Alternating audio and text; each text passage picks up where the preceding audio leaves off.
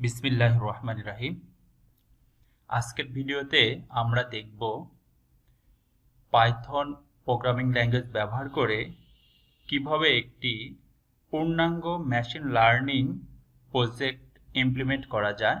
আজকে আমরা যে প্রজেক্টটি ইমপ্লিমেন্ট করব তা হলো একজন মানুষের কার্ডিওভাস্কুলার বা হার্ট অ্যাটাক ডিজিজ আছে কিনা সেইটা আমরা ডিটেক্ট করব।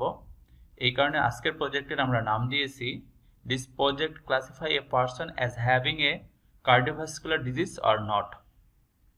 মূলত পাইথন কোডগুলো ব্যবহার করে আমরা গুগলের যে কোল্যাব রয়েছে সেইখানে এই প্রজেক্টটি ইমপ্লিমেন্ট করব। তো শুরু করি। আমরা প্রথমে পাইথনের যে বিভিন্ন ধরনের লাইব্রেরিজ রয়েছে যেগুলো বিভিন্ন ফাংশনের জন্য ব্যবহার করা হয় সেই লাইব্রেরিগুলোকে আমরা প্রথমে ইম্পোর্ট করে নিব। যেমন import NumPy as NP. NumPy মূলত হলো নিউমেরিক পাইথন, যেটা মূলত সায়েন্টিফিক বিভিন্ন ধরনের কম্পিউটিং কাজগুলো করে থাকবে, অ্যারিথমেটিক ফাংশনের কাজগুলো করে থাকবে। এছাড়াও এটা বিভিন্ন ধরনের linear algebra, random number generation এই ধরনের কাজগুলো করে থাকে।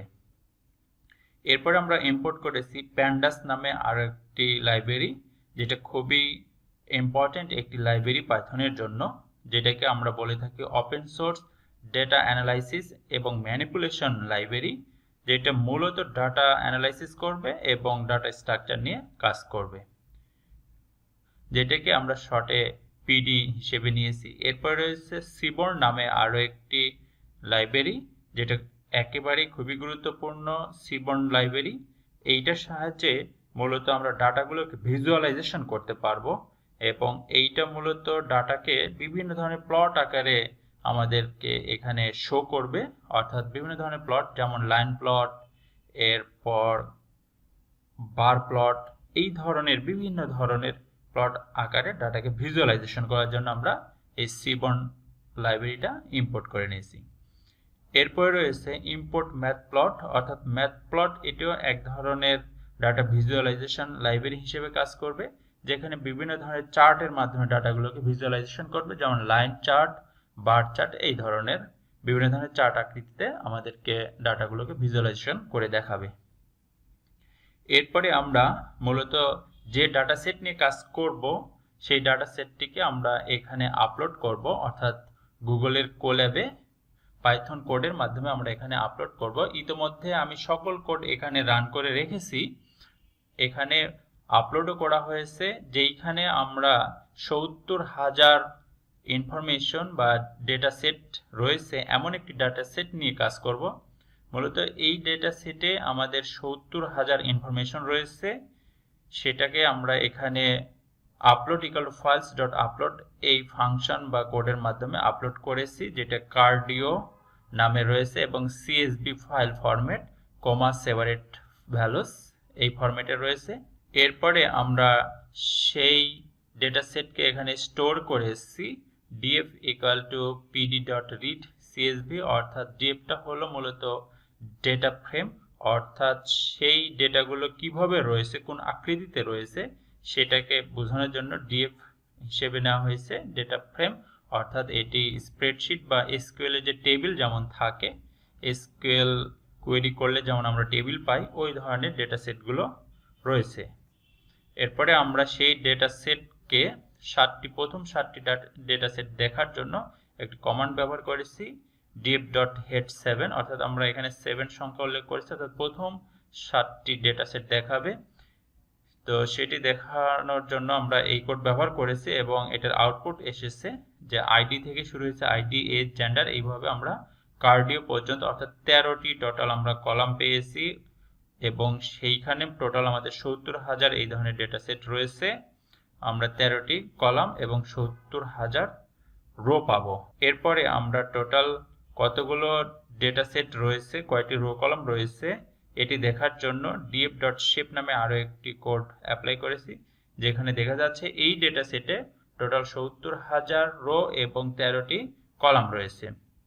ইতিমধ্যে যেখানে আমরা প্রথম 7টি দেখেছি যে ID, age, gender, height, weight, এইভাবে আমাদের কার্ডিও পর্যন্ত 13টি কলামে ডেটা সেটগুলো রয়েছে।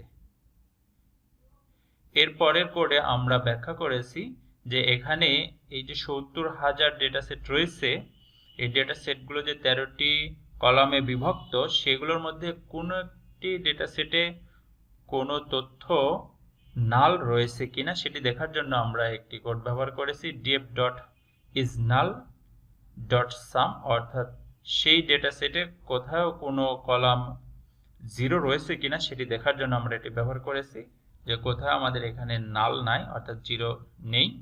এরপরে আমরা চেক করেছি যে নাল, যে কোনো একটি ভ্যালু নাল আছে কিনা এটি দেখার জন্য আমরা এই কোডটি ব্যবহার করেছি, যে df.isNullValues.any, অর্থাৎ যদি এখানে কোনো একটি নাল থাকতো তাহলে এটা ট্রু আসতো, এখানে কোনো নাল নেই, এই কারণে এটি ভ্যালু ফলস এসেছে, অর্থাৎ কোনো সংখ্যায় নাল বা শূন্য নেই, সবগুলোতেই কোনো না কোনো তথ্যপত্র রয়েছে ডেটা সেট অনুযায়ী। এরপরে আমরা একটি ডেসক্রিপশন আকারে তৈরি করেছি, যে এই ডেটা সেটের একটা স্ট্যাটিস্টিক পরিসংখ্যান তৈরি করেছি, যে df.describe। এখানে আমরা দেখতে পাচ্ছি যে কাউন্ট করা হয়েছে, আইডি 70,000 রয়েছে, এজ 70,000 রয়েছে। এরপরে মিন, অর্থাৎ এখানে গড় মানগুলো কেমন হবে, আইডির এবং এজের গড় মান কেমন হবে, এই তথ্যগুলো রয়েছে। মোট কথা আমরা এই কোডের সাহায্যে একটি ডেসক্রিপশন দেখতে পাচ্ছি, যেখানে মিনিমাম ভ্যালু কত হতে পারে এবং 25% ভ্যালু কত হতে পারে, ম্যাক্সিমাম ভ্যালু কত, সেই তথ্যগুলো আমরা এখানে দেখতে পাচ্ছি। এরপরে আমরা এই কোডের সাহায্যে দেখেছি যে কার্ডিও, যেটাই মূলত কার্ডিওভাস্কুলার যে ডিজিজ, সেটা কতজনের রয়েছে এবং কতজনের নাই এই 70,000 মানুষের বা তথ্যের মধ্যে, সেটা দেখার জন্য আমরা এই কোড ব্যবহার করেছি। সেইখানে আমরা দেখতে পাচ্ছি যে 35,021 জনের কার্ডিওভাস্কুলার ডিজিজ নেই এবং 1 মানে রয়েছে এতগুলো। এরপরে এখান থেকে যেহেতু আইডিতে আমরা অ্যাকুরেট, এটা যা শুধু একটি সংখ্যা মাত্র, সেই কারণে আমরা আইডিটাকে এখান থেকে ড্রপ করলে পরে অ্যাকুরেট রেজাল্টটা পাবো, সেই কারণে আমরা আইডিটাকে এখান থেকে রিমুভ বা ড্রপ করে নিচ্ছি, যে df.drop id।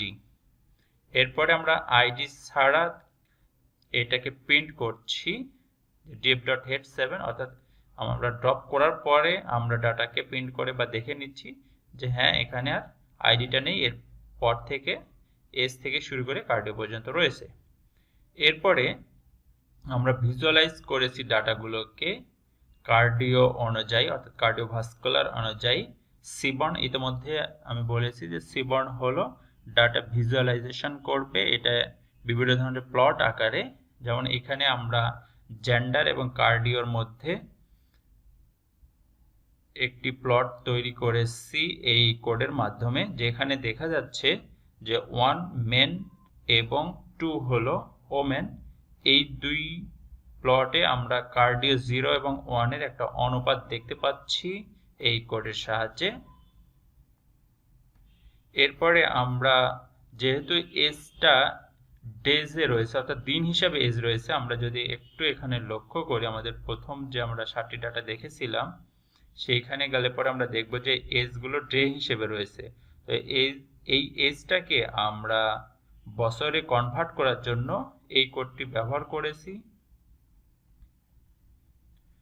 df year equal to df age ভাগ দেওয়া হয়েছে 365 দ্বারা, এবং রাউন্ড ফিগার যেন হয়, অর্থাৎ 0.00 যেন আসে, এই কারণে এটিকে ডট রাউন্ড হিসেবে আমরা লিখেছি কোডে, যেখানে দেখা যাচ্ছে যে df year, অর্থাৎ ইয়ারটাকে শুধু আমরা ডাটা ফ্রেম থেকে দেখতে পাচ্ছি যে 50, 55, অর্থাৎ একটি রাউন্ড ফিগারের 70,000 ডেটা ইয়ারে রূপান্তরিত হয়েছে, অর্থাৎ দিন থেকে এটা ইয়ারে রূপান্তর হয়েছে। এরপরে আমরা আবার ডাটাকে ভিজুয়ালাইজ করেছি, এবার আমরা একেবারে এজ ভিত্তিক কত এজে কি ধরনের কার্ডিওভাস্কুলার ডিজিজ রয়েছে সেটি দেখার জন্য আমরা ভিজুয়ালাইজ করেছি সিবর্ন এই লাইব্রেরির সাহায্যেই, যেখানে আমরা দেখতে পাচ্ছি যে 0 অর্থাৎ কার্ডিওভাস্কুলার নেই, এই কালারটা বর্ণনা করছে, এবং ইয়েলো কালারটা বর্ণনা করছে যে 1 অর্থাৎ কার্ডিওভাস্কুলার রয়েছে, এবং এইটা আমরা দেখতে পাচ্ছি যে মোটামুটি 55, 56 বা 57 এই বয়সগুলোতে এবং 60, 61 বছর এই বয়সগুলোতে অত্যাধিক দেখা যাচ্ছে কার্ডিওভাস্কুলার ডিজিজ। এইটা আমরা এখানে লক্ষ্য করছি যে বিভিন্ন এজে কার্ডিওভাস্কুলার ডিজিজটা কি ধরনের রয়েছে এই ডেটা সেটে সেটি দেখা যাচ্ছে। এর পরের কোডে আমরা যেহেতু ইয়ার এ রূপান্তর করেছিলাম সেই কারণে ইয়ারটাকে আমরা আবার পুনরায় ড্রপ করে নিচ্ছি, অর্থাৎ রিমুভ করে নিচ্ছি, df equal to df dot year। এরপরে আমরা আবার এটি দেখে নিচ্ছি যে ইয়ারের পরিবর্তে আবার আমরা এস কে দিন আকারে দেখতে পাচ্ছি যে বয়সটা কত দিন। এরপরে আমরা কার্ডিও, যেহেতু আমরা মূলত কার্ডিওটাই বের করব যে কার্ডিওভাস্কুলার ডিজিজটা কেমন সেটা বের করার জন্যই মূলত আমরা এই প্রোগ্রামিংটা বা কোডিংটা করছি, সেই কারণে আমরা কার্ডিওটাকেও ড্রপ করে নিচ্ছি। তাহলে এখন আমাদের মোট 13টি কলামের মধ্যে 11টি কলাম থাকবে। আমরা ডিএফ এর সাহায্যে সেই ডেটা ফ্রেমটা দেখে নিচ্ছি এবং আমরা দেখতে পাচ্ছি যে 70,000 রোজ এবং 11টি কলাম রয়েছে। এরপরে এই ডেটা সেটকে আমরা মূলত এখন ফিচার এবং মডেলে রূপান্তর করব, অর্থাৎ ট্রেনিং এবং টেস্টিং এ চলে যাব, দেন আমরা এটার অ্যাকুরেসিটা ইমপ্লিমেন্ট করতে পারবো। তো আমরা এইখানে স্প্লিট করে নিচ্ছি ডেটা, ফিচার ডেটা এবং টার্গেট ডেটাকে এক্স এবং ওয়াই এ। এরপরে স্প্লিট করার জন্য আমরা এসকে লার্ন নামে একটি মডেল ব্যবহার করছি, যেইখানে 75% ডেটা সেটকে আমরা ট্রেনিং ডেটা হিসেবে ব্যবহার করছি এবং 25% টেস্টিং ডেটা হিসেবে ব্যবহার করছি। এখানে বলে রাখা ভালো যে এসকে লার্ন এই লাইব্রেরিটা আমরা আবার ইম্পোর্ট করে নিচ্ছি। এসকে লার্ন এই লাইব্রেরিটা খুবই পাওয়ারফুল মেশিন লার্নিং লাইব্রেরি পাইথনের জন্য, এবং এইখানে আমরা এসকে লার্নটা ইম্পোর্ট করার কারণ হলো আমরা এরপরে ক্লাসিফিকেশন করব, রিগ্রেশন করব, ক্লাস্টারিং করব, সেই কারণে আমাদের এসকে লার্ন এই লাইব্রেরিটা ইম্পোর্ট করে নিচ্ছি, যেখানে এক্সটেইন এবং এক্সটেস্ট, ওয়াই ট্রেন এবং ওয়াই টেস্ট ইকুয়াল টু দেখানো হয়েছে যে টেস্টে থাকবে 25% ডেটা এবং ট্রেনিংয়ে থাকবে 75% ডেটা। এরপরে আমরা ফিচারটাকে স্কেলিং করছি, যেখানে আমরা SK learn pre processing import standard scalar. Standard scalar এখানে আরও একটি ইম্পর্টেন্ট লাইব্রেরি, যেটার সাহায্যে আমরা মূলত ডেটাগুলোকে স্কেল করব এবং ইনপুট ডেটা থেকে আমরা মূলত এটাকে স্কেল করা যাবে। স্ট্যান্ডার্ড স্কেলার মূলত প্রি প্রসেসিং স্টেপ যেটা ইউজ করা হয় মেশিন লার্নিংয়ে। এখানে আমরা প্রথমে এক্সটেইনটাকে ফিট করে নিচ্ছি, ট্রান্সফর্ম এক্সটেইন, এবং এক্সটেস্টটাকে আমরা সোর্স এসসি, সোর্স ট্রান্সফর্ম এক্সটেস্ট, অর্থাৎ আমরা এক্সটেইন এবং এক্সটেস্ট এই দুইটিকে ফিচার করে নিচ্ছি।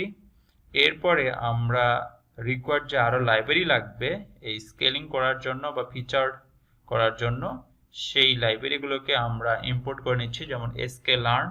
ইতিমধ্যে আমরা এসকে লার্ন সম্বন্ধে বলেছি, সেটা ইম্পোর্ট করা হচ্ছে এবং আমরা প্রথমে র্যান্ডম ফরেস্ট ক্লাসিফায়ার এই মডেলের সাহায্যে বা অ্যালগরিদমের সাহায্যে এটার অ্যাকুরেসি নির্ণয় করব।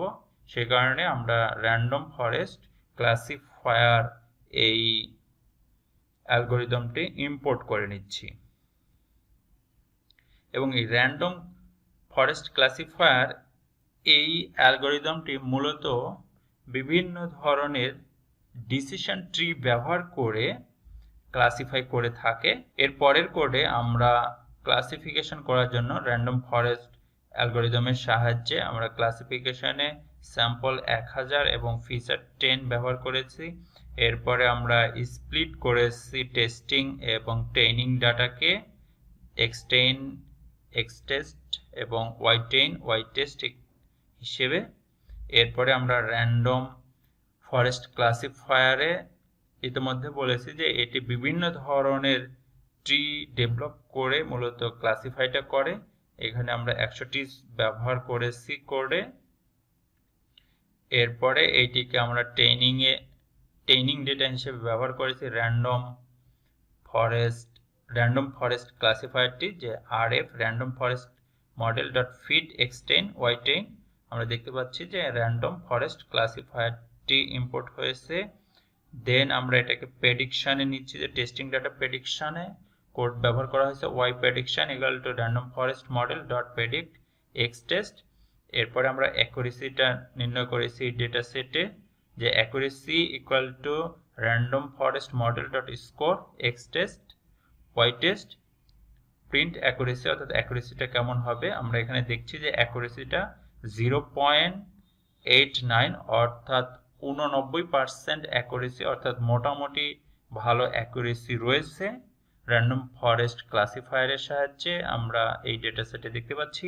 এরপরে আমরা আরো একটি অ্যালগরিদম ব্যবহার করেছি যেটা হচ্ছে ডিসিশন ট্রি ক্লাসিফায়ার অর্থাৎ এখানে বিভিন্ন ধরনের ডিসিশন ট্রিজ এর মাধ্যমে আমরা অ্যাকুরেসি নির্ণয় করব।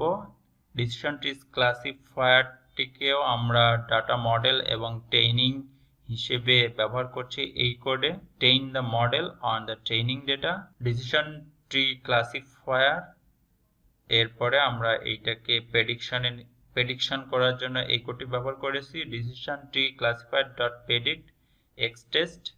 এরপর আমরা অ্যাকুরেসি বের করার জন্য এই কোডটি ব্যবহার করেছি decision tree classifier dot score X test comma Y test. এখানে আমরা দেখতে পাচ্ছি ডিসিশন ট্রি ক্লাসিফায়ারে 0.63 অর্থাৎ 63% অ্যাকুরেসি রয়েছে। এরপরে আমরা আরো একটি মডেল বা অ্যালগরিদম ব্যবহার করেছি এই ডেটা সেটে অ্যাকুরেসি দেখার জন্য যেটি হলো লজিস্টিক রিগ্রেশন। লজিস্টিক রিগ্রেশন মূলত ক্লাসিফিকেশন এবং রিগ্রেশনের ক্ষেত্রে ব্যবহার করা হয়। লজিস্টিক রিগ্রেশনে আমরা একইভাবে x10 এবং y10 অর্থাৎ ডাটা টেইন করেছি দেন আমরা এটাকে প্রেডিক্ট করেছি এরপর আমরা স্কোর দেখেছি logistic regression dot score X test comma Y test. এটাতে আমরা দেখতে পাচ্ছি আরো একটু বেশি ভালো স্কোর এসেছে অ্যাকুরেসিতে ডিসিশন ট্রি ক্লাসিফায়ারের তুলনায় এটাতে আরো বেশি ভালো স্কোর এসেছে 69%। এই ছিল আমাদের পাইথন কোড ব্যবহার করে গুগল কোল্যাবের সাহায্যে একটি পূর্ণাঙ্গ প্রজেক্ট ইমপ্লিমেন্ট করা যেটার সাহায্যে আমরা কার্ডিওভাস্কুলার ডিজিজ প্রেডিক্ট করা দেখলাম।